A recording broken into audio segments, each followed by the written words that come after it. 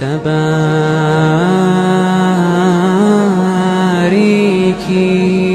یہ کہتا ہوں کہ آپ کی تنخواہ اگر کم ہے، مثال کے طور پر ایک آدمی 10,000 روپے کماتا ہے، مجھ سے لوگ سوال آ کے پوچھتے ہیں مولوی صاحب اس 10,000 میں ہم کیسے شادی کریں؟ تو میں یہ کہتا ہوں آپ اگر غریب ہیں، خود کو غریب سمجھتے ہیں، تو ایسا تو نہیں ہے کہ پورے پاکستان میں، پورے ملک میں آپ سے زیادہ غریب کوئی نہ ہو۔ آپ ایسی لڑکی سے شادی کریں جس کے باپ کی آمدن 5,000 ہو اور وہ 5,000 میں اپنی 4 بیٹیوں کو کھلا رہا ہوں، تو وہ آپ کو رشتہ بھی دے دے گا بخوشی۔ وہ کہے گا جب میں 5 میں 4 کو کھلا سکتا ہوں تو یہ 10 میں 2 کو یا 1 کو کیوں نہیں کھلا سکتا؟ تو اگر آپ یہ دعویٰ کرتے ہیں کہ غربت اتنی ہے اور اس غربت سے سب سے زیادہ میں متاثر ہو رہا ہوں اور سب سے زیادہ میں غربت کا شکار ہوں، تو یہ دعویٰ غلط ہے۔ آپ اگر غریب ہیں تو آپ سے بھی زیادہ اور بہت سارے غریب ہوں گے، تو آپ اپنے سے کمتر کی طرف نکاح کا پیغام بھیجیں اور اس میں آپ نکاح کریں تو انشاءاللہ وہ۔ اور پھر اللہ کا وعدہ ہے قرآن مجید میں، ان یکونوا فقراء یغنیہم اللہ من فضلہ۔ سورہ نور میں جہاں اللہ نے نکاح کا حکم دیا تو عجیب ترین بات یہ ہے کہ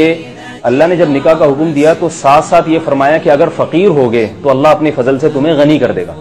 دیکھیے کسی اور اعتراض کا جواب نہیں دیا یہاں پہ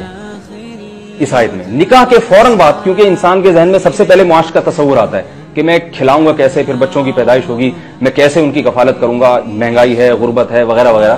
تو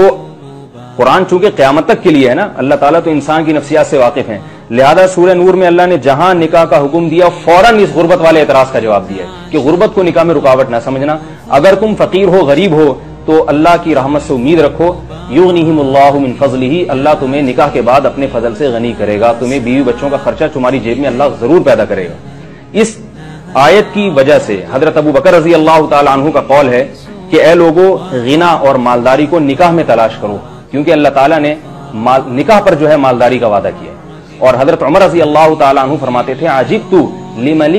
ابتغى الغنى بغیر النکاح واللہ یقول ان یکونوا فقراء یغنیہم اللہ من فضلہ۔